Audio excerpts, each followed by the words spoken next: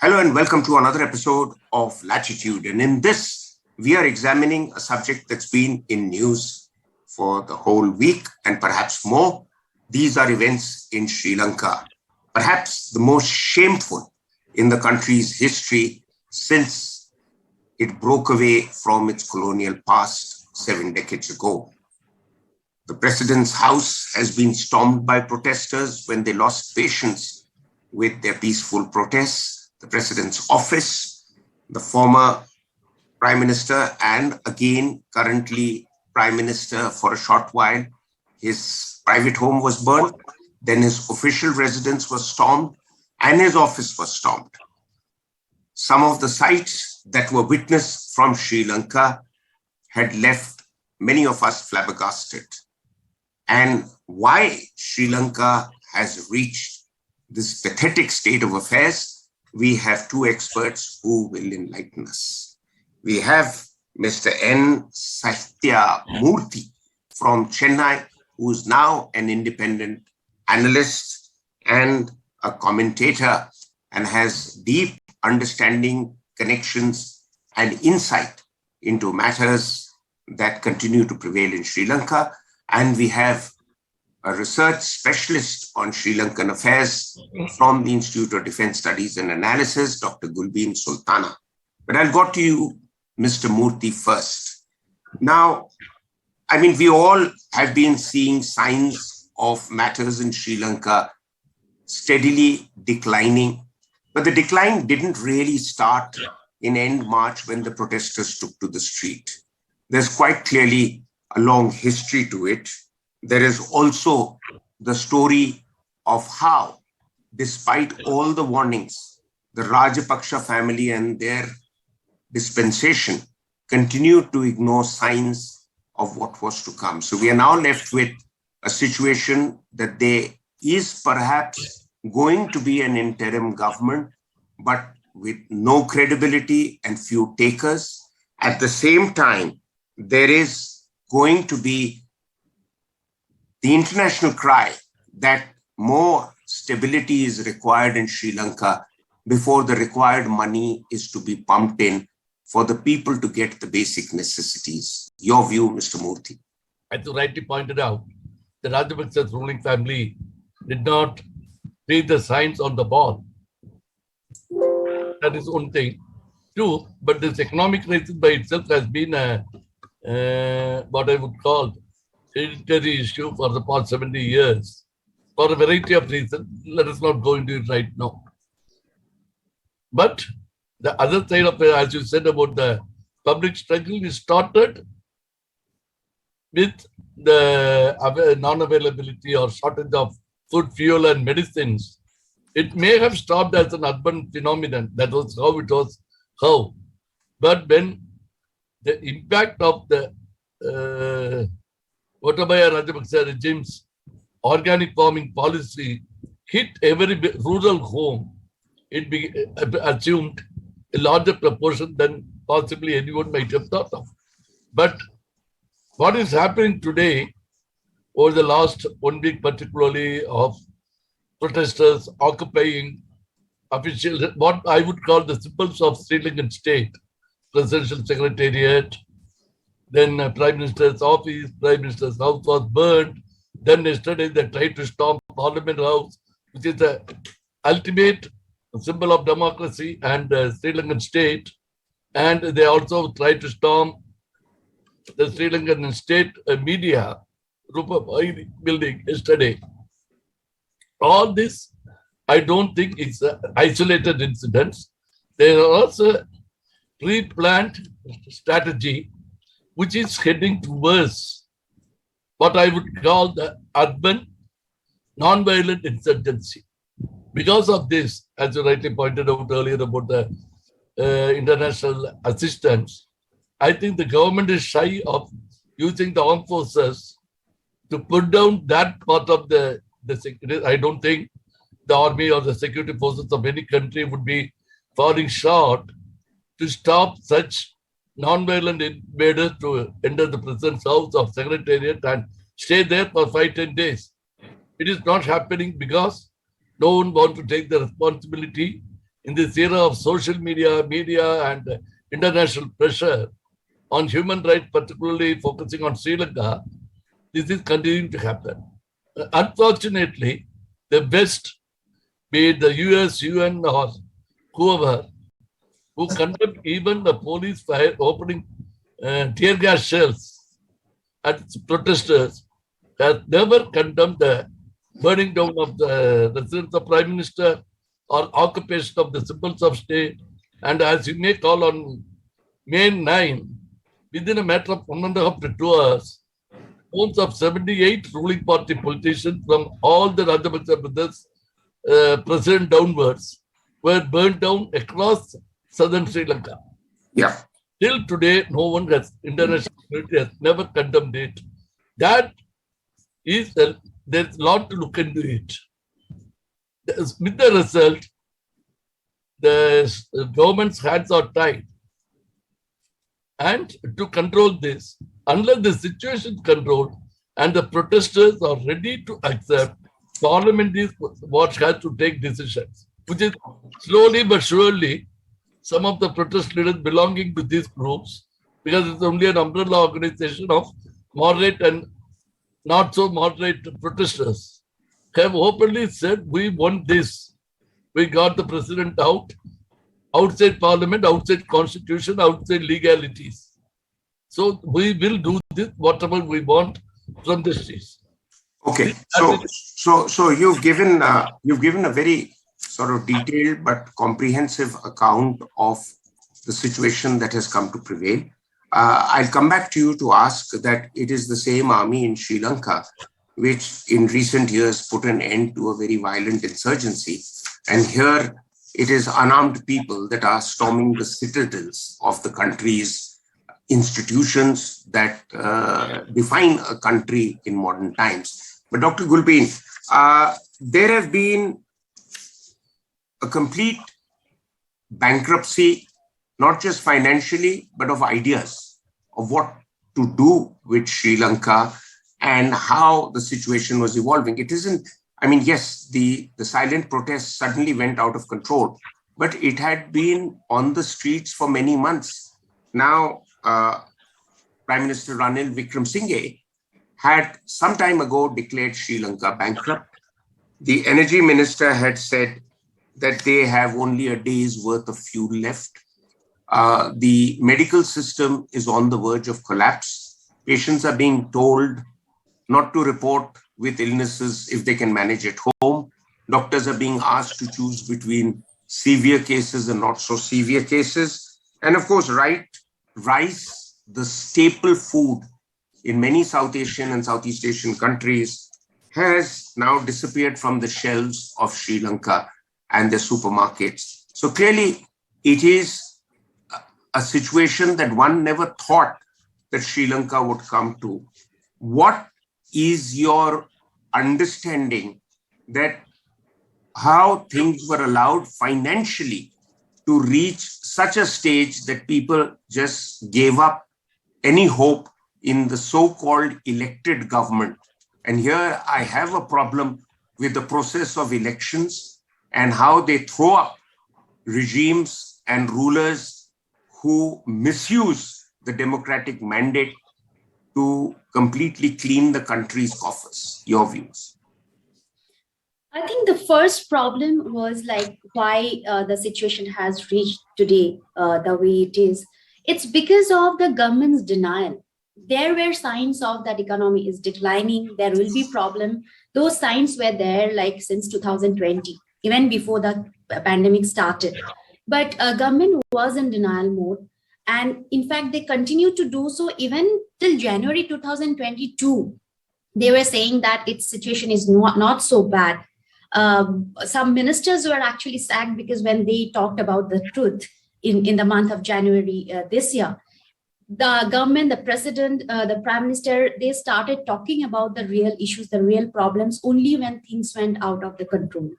So I think that is one of the problem. And I think in this forum and also several other platforms, we all have discussed how the faulty policies of Rajapaksa administration, including the organic farming policy, tax cut, deduction in the tax cut.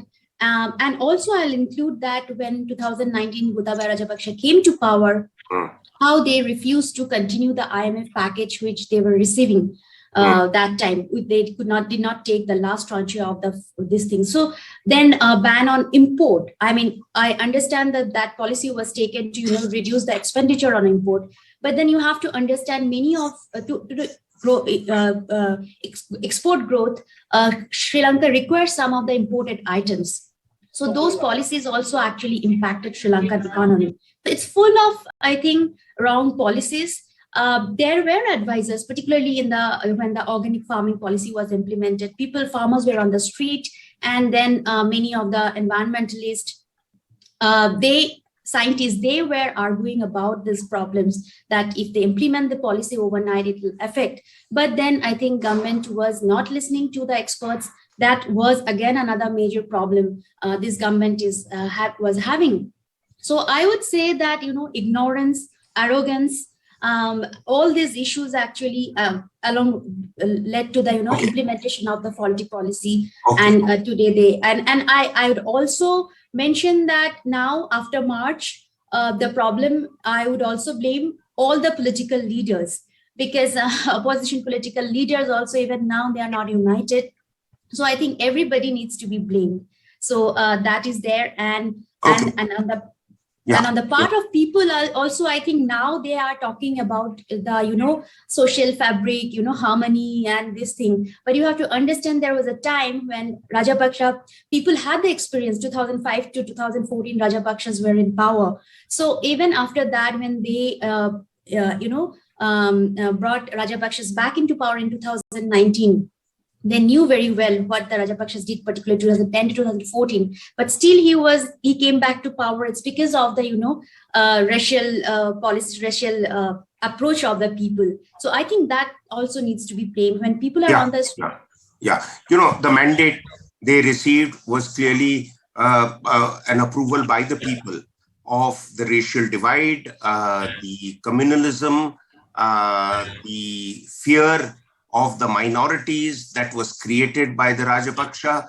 And of course, people knew pretty well what the Rajapaksas were doing, selling off, amongst other things, territory of Sri Lanka to the Chinese, as we know, at least in the case of Hambantota. But Mr. Moorthy, briefly, you talked about the urban insurgency. What came as a surprise to me, that this was the army of Sri Lanka that rewrote the rules of battling insurgency when it went hammer and tongs for the LTTE and destroyed it completely. And this time they just stood by and let the people not just take over the citadels of power, but also allowed President Rajapaksa, Gotabaya Rajapaksa, to escape when he should have been brought to the book like the rest of his family members. Two or three things. One, I could only guess that the government, whether it was Gotabaya earlier or Ranil now as acting president, I don't think they have given a green signal to the army to go hammer and tongs, as you said in the case of NTT. Then the situation and the decision was very clear. Now it is not. Two, let us accept that this food, fuel famine has affected every human being, including an ordinary soldier on the state. So maybe no one wants to take the risk.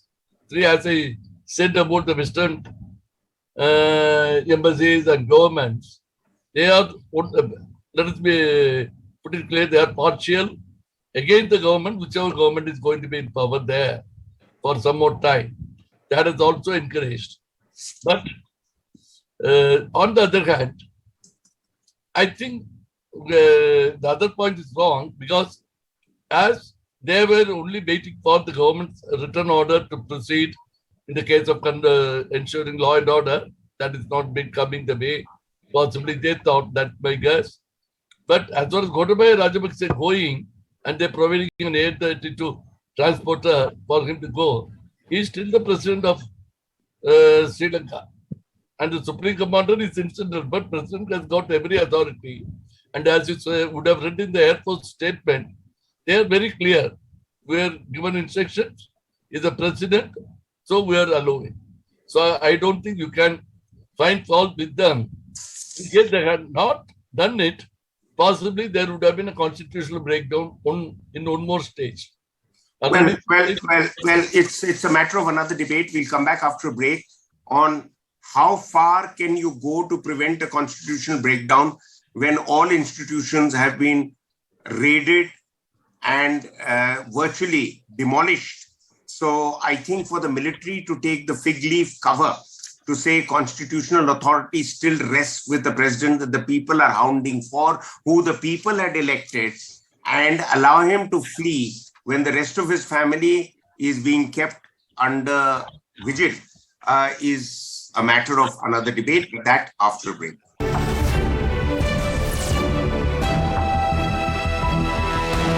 Welcome back. We are looking at the crisis in Sri Lanka, and we have our two hands-on experts on Sri Lanka, Mr. Sathiya Moorthy and Dr. Gulbin Sultana. So Dr. Gulbin, to you now, and I want to understand the real depths to which their economy has fallen. Sri Lanka owes over $50 billion for interest to loans that it has taken. Sri Lanka doesn't have the money to make loan repayments now. Its currency has collapsed by 80%. Costs of living last were close to 60% higher than they were earlier. And IMF and other global bodies are not willing to lend any more money to Sri Lanka until they have stable government.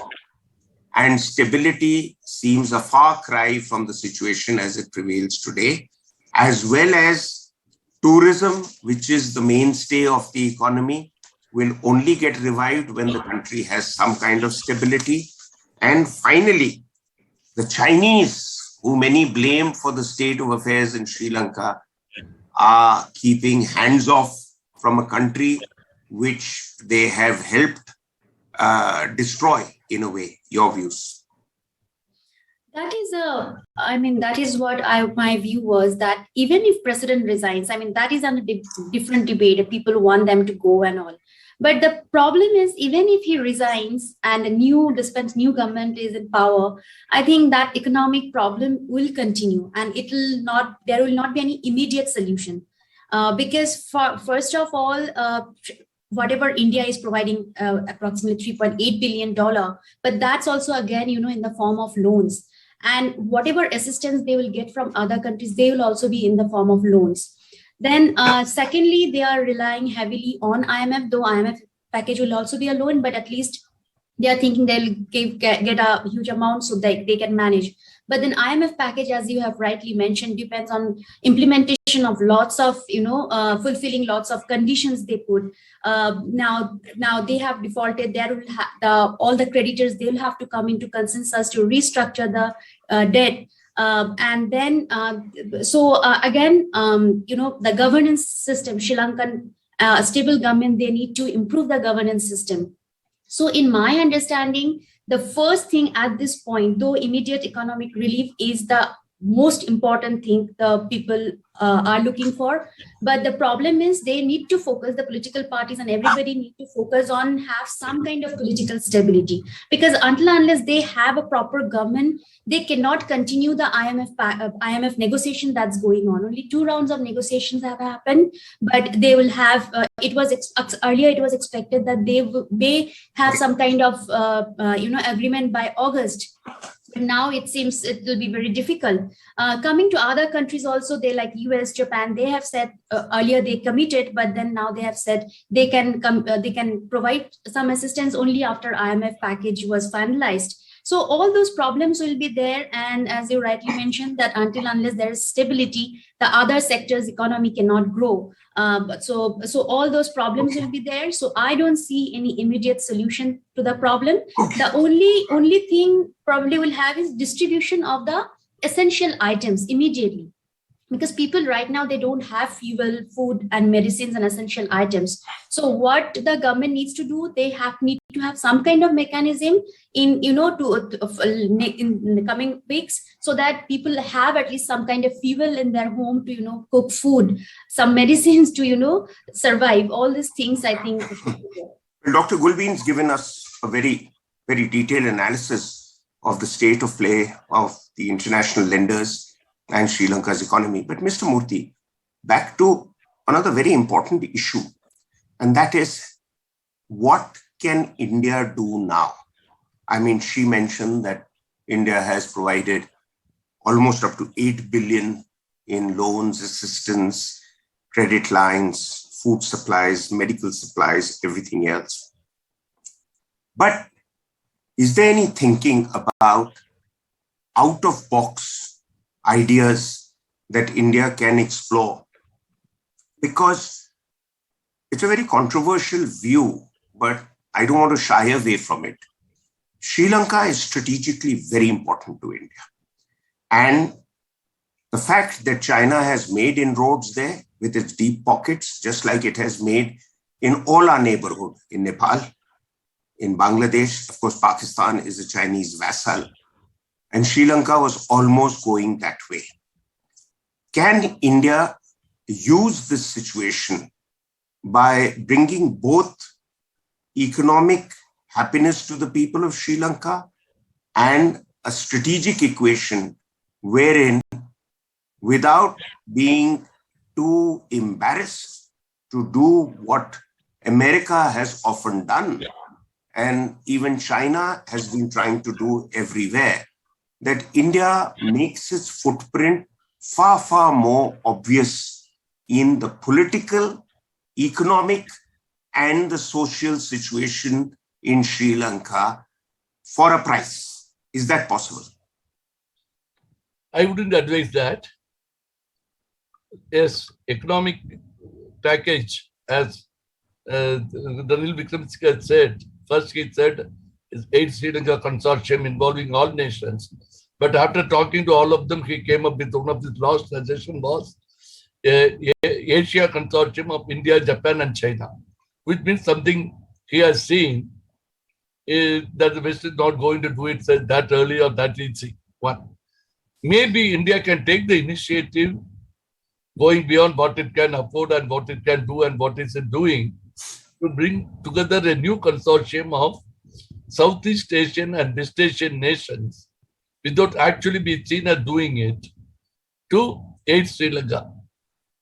Because we can't put, let us be honest, we can't put all the bill all the time. Even the IMF, for instance, they are, Wickremesinghe has said he is expecting demanded to ask for only $6 billion, which in monthly expenses takes care of 6 to 8 months, not more. The economy has to stabilize. All this 6 billion will go into importing essentials, as Dr. Gulbin said. As far as the political thing is concerned, India has to be exceptionally and extremely careful in terms of the insurgency or the political opposition that is there. They are not India friendly, right? So it is better, as India is doing, and our External Affairs Minister Jaishankar has been saying in the last 1 week, to let Sri Lanka decide for themselves the next course of political action. Let us continue to work with the government that the people get or elect or select, whatever that be. And strategically, as you know, that we have made certain improvement, particularly with the Colombo security conclave. Even in the midst of all this crisis, they met in Cochin. They are taking it forward. It will be a slow process. But as you would know, neither US during JRJ's time in the 70s, in the Cold War era, nor China today, they have not been able to set foot there militarily.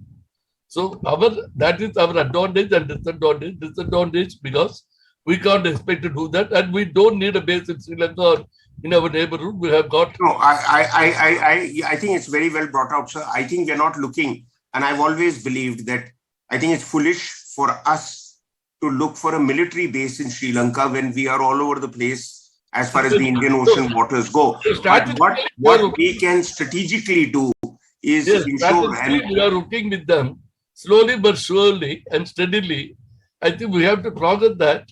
First, the denial part of it has more or less worked out because China has not only not there economically, strategically, but they are also not there economically as we see today. And after Ranil Wickremesinghe's previous government gave a big commentator territory, it was not Mahinda Rajapaksa. Okay. So we're completely out of time, sir. I think you've made your point firmly. Dr. Gulbin, you'll have to forgive me. I don't think I have time for a question from you, though. Let me give it a shot. Let me take a quick take from you. How is China going to respond to any Indian excessive presence there beyond what it has been in the last decade? Quickly, just one short answer. Definitely. I mean, China will not like it because we have seen like what China did on as response to conflict security when Chinese foreign minister visited in January. He proposed for some kind of island or kind of conference and asked Sri Lanka to be the leader of that kind of composition. So we all know that China will never take it positively. And well, clearly, the ball is in South Block's court. The options are many, but out-of-the-box thinking may just give India the strategic advantage that it was looking for in the waters of the Indian Ocean. What New Delhi does will be a matter of debate in the coming months, but that is for another show. Thank you very much for being with us. Until our next episode, goodbye.